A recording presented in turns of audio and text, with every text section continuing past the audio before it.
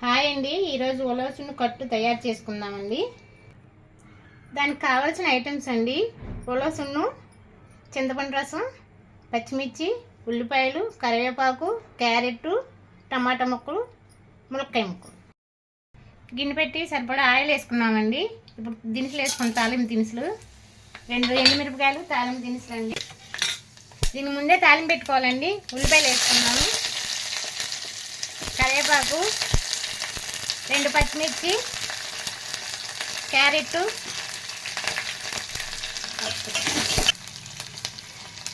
టమాటా ఒకటండి, 4 ములక్కాయ ముక్కలండి.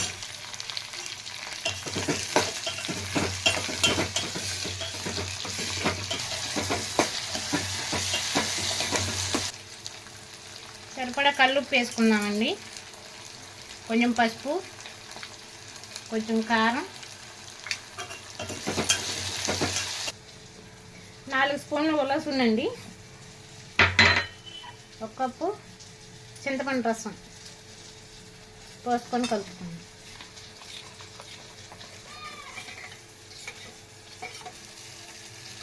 ఇందులో పోస్తున్నానండి. ఇది కొంచెం మరగాలండి.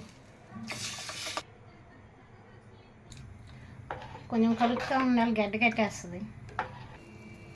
మంచి వాసన వస్తుందండి. ఆ సున్ను ఫ్లేవరు, చింతపండు రసం ఫ్లేవరు బాగా దిగి, క్యారెట్ ములక్కాయ వేసాం కదండి, దాని ఫ్లేవర్ కూడా చాలా వాసన బాగా వస్తుందండి.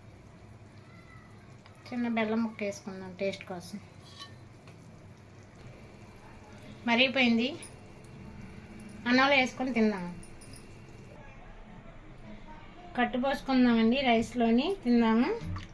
వేడి వేడిగా ఉందండి.